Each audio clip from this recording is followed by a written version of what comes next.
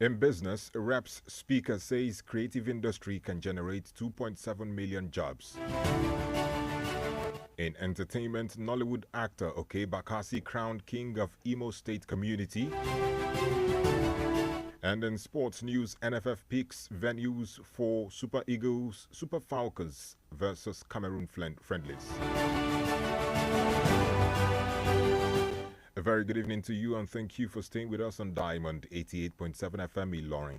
This is news across the world. I am Nedu Okorie. You can listen to us via our website on www.diamondfm.net or watch us live on Facebook at Diamond 887 FM. You can also download our app on Play Store, Diamond 887 FM. We'll bring you details of the news after this break. Do stay with us.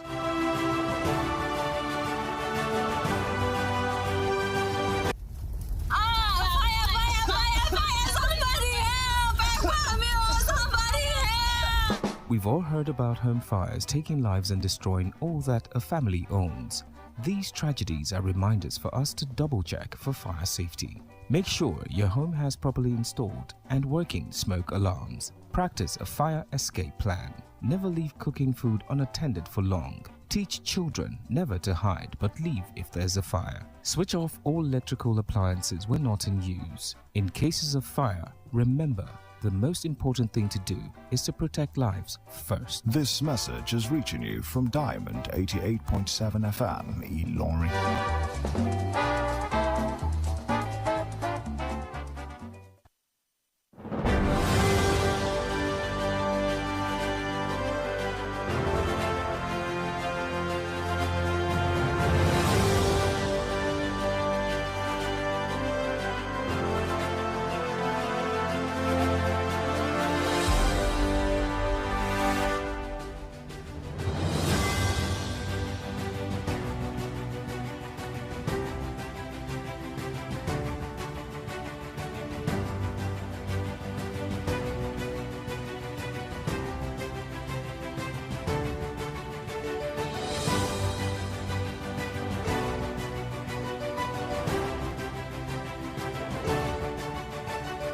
You're welcome back from that short break. Now the news in detail.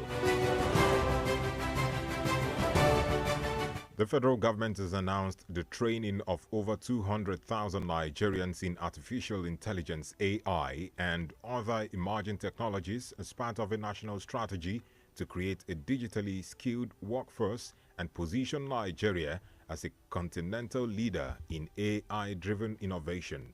This announcement was made by the Minister of Innovation, Science and Technology, Chief Uche Nnaji, during the 10th Annual Symposium and Awards of the American Chemical Society, ACS, Nigerian International Chemical Sciences Chapter, held at the National Open University of Nigeria, now in Abuja.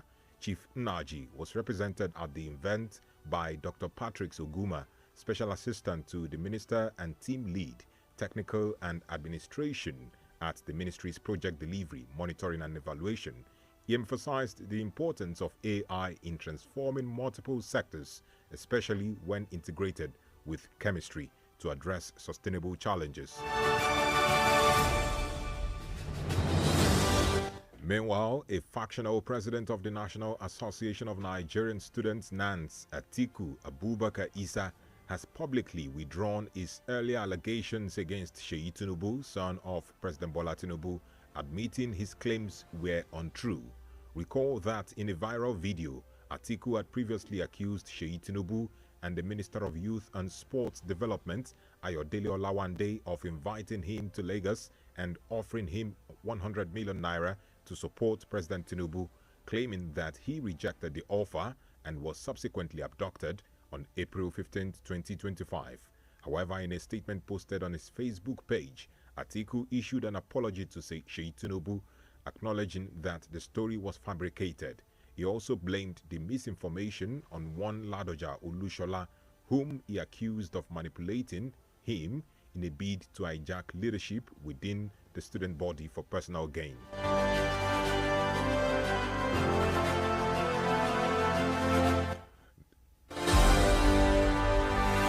President Bola Tinubu has lauded the former Commonwealth Secretary General Chief Emeka Anyaoku for his contributions to good governance, democracy and world peace, describing him as a patriotic man with commitment to values and nation building.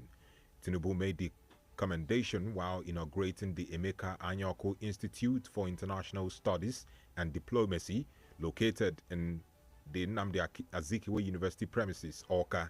Meanwhile, the traditional rulers in Anambra State, led by the chairman of the Anambra State Traditional Rulers Council, Igwe Chidubem Iweka of Obosi, today confirmed a chieftaincy title of DK Simba of Anambra on President Tinubu.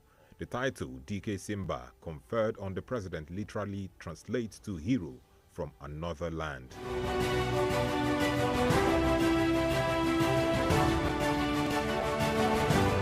And moving over to economic matters, a renowned economist and chief executive officer of the financial derivative company, Bismarck Rewane, has warned that the recent outbreak of the tomato leaf miner, commonly referred to as tomato Ebola, is a disruption to Nigeria's agricultural value chain. Speaking on national television in the early hours of today, Rewane emphasized that the impact of the outbreak extends far beyond tomatoes, triggering a cost ripple effect across the broader food basket. He added that Nigeria's lack of food storage and preventive mechanisms has worsened the crisis, causing severe supply chain disruptions.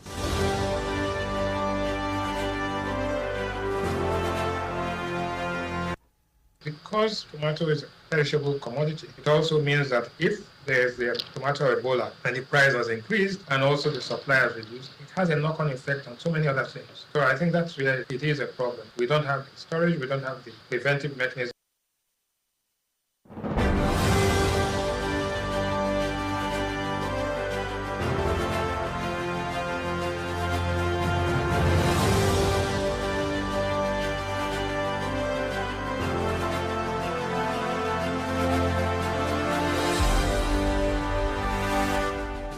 And that was the voice of Bismarck Rewane, a renowned economist, giving his thoughts on the value of tomatoes.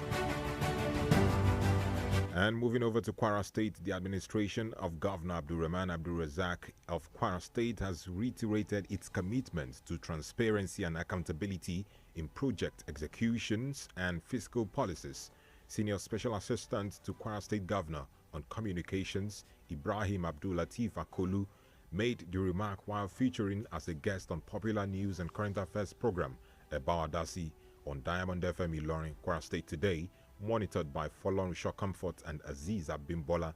Akolu maintained that the present administration in Kwara State has reformed tax collection in the state to capture more payers in the state.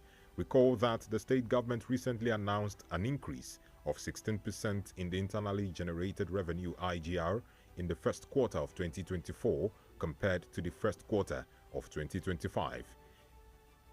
He, however, urged Kwarans to ignore criticisms from the opposition party against the state government, which is committed to discharge the dividends of democracy to the state's residents.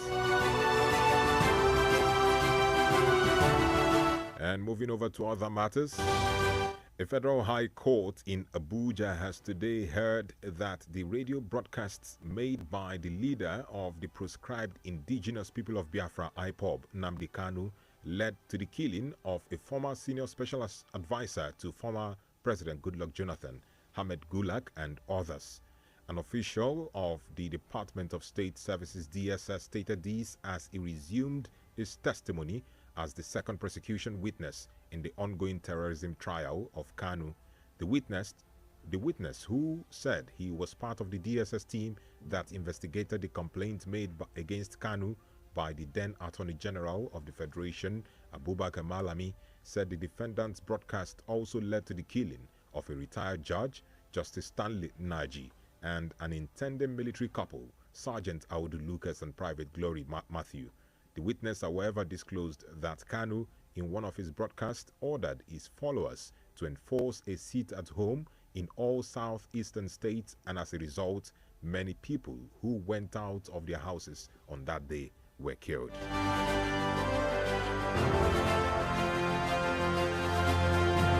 And lastly, on the local scene, 3 members of the House of Representatives representing Katsina State have defected from the People's Democratic Party (PDP) to the All Progressives Congress (APC).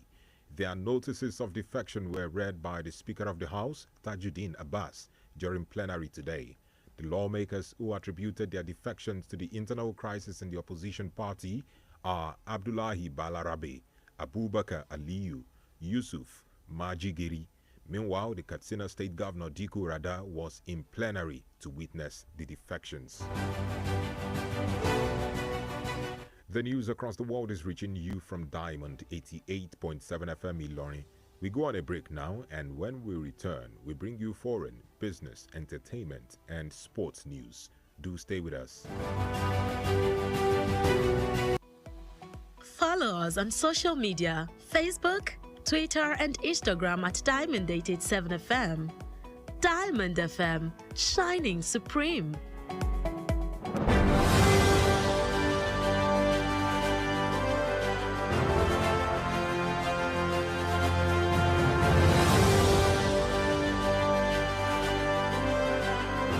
You're welcome back from the break. You're still listening to the news across the world, reaching you from Diamond 88.7 FM Ilorin. Now we move on to foreign stories. Ukrainian Foreign Minister Andriy Sybiha has stated that Russia's unilateral 3-day ceasefire has proved to be a farce due to continued attacks across the front line. He accused Russia of 734 violations since its truce came into effect in the early hours of today, adding that Ukraine was responding appropriately to every attack.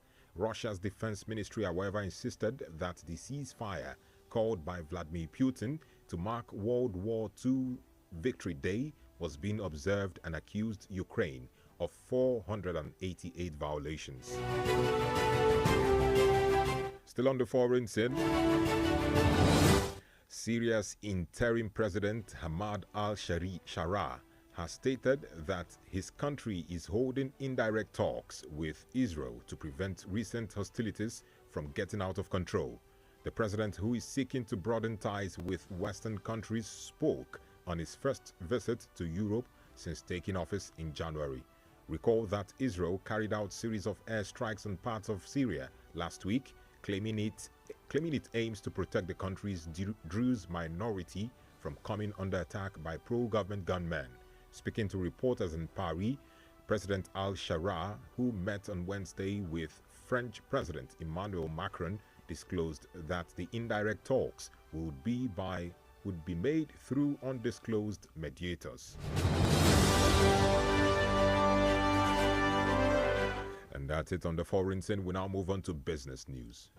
Diamond FM Business News.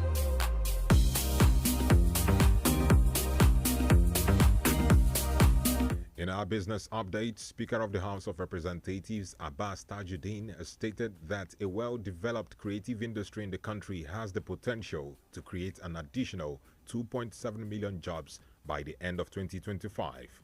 Speaking at a public hearing on a bill to establish a National Institute for Film and Media Technology, the Speaker disclosed that the sector has created multiple business opportunities for young Nigerians, with many content creators reportedly making an income of over $1 million per annum from online sources. He also said available reports project that by the end of 2025, the Nigerian entertainment industry could generate approximately $14.82 billion in revenue, an impressive increase from the $4 billion recorded in 2013.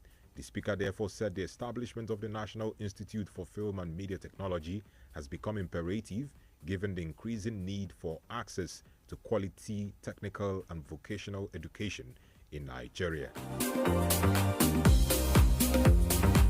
And that's it in business news. We now move on to entertainment news. Diamond FM Entertainment News. And in entertainment this evening, popular Nollywood actor and ace comedian Okorie Bakassi has been crowned the king of the Umuihocha community in Imo State. The veteran announced the news on his Instagram handle on Wednesday, sharing a video from the event as loved ones, well-wishers and fellow leaders were at the inauguration ceremony, and the news was received with widespread joy and support from his friends and online supporters. And that's it in entertainment. We now move on to sports stories. Diamond FM Sports News.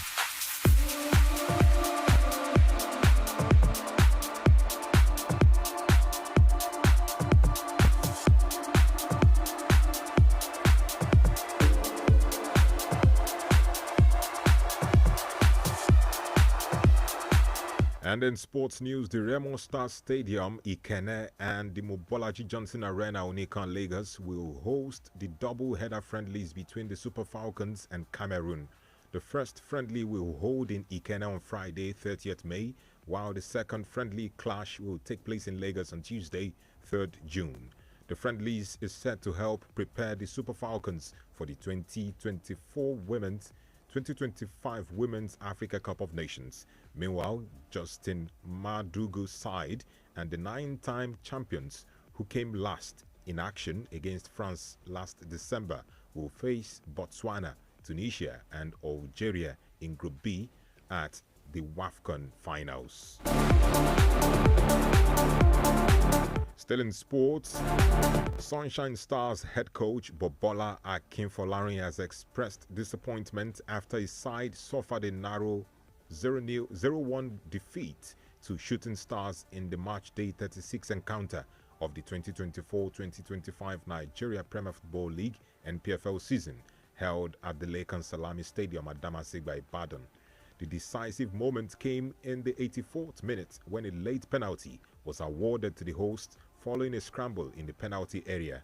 In his post-match reaction, the gaffer described the defeat as painful after conceding a late penalty, emphasizing that the team's focus will now shift to the remaining 2 matches of the season.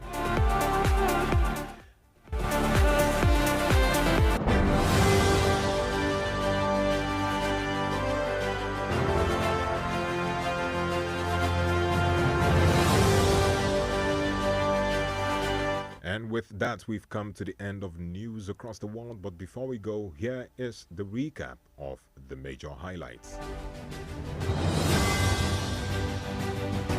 Federal government trains 200,000 Nigerians in AI to boost innovation sustainability. Factional NANS president retracts allegations against Sheyi Tinubu, issues public apology. Anambra traditional rulers confer chieftaincy title on President Tinubu. And on the foreign scene, we told you that Ukraine labels Russian ceasefire a laughing stock, reports hundreds of violations. In business, a reps speaker says creative industry can generate 2.7 million jobs. In entertainment, Nollywood actor Okorie Bakassi crowned king of Imo State community. And in sports news, NFF picks venues for Super Falcons versus Cameroon friendlies. Before we wrap up, did you know that on this day in 1980, the World Health Organization WHO officially declared the world free of smallpox, marking a significant public health achievement. And for news coverage or information about happenings around you, kindly contact Diamond FM newsroom number on 0916 062 7526. 0916 062 7526. On behalf of the production crew, I am Nedu Okorie. Thank you for listening to your Shining Supreme station. A very good evening to you.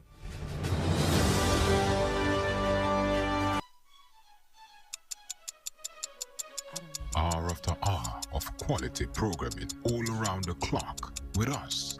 Every second and minute counts when it comes to bringing you the best of programming on radio. Diamond 88.7 FM remains your best bet. Be it sport, talk radio, entertainment and music. One thing is certain, we've got you.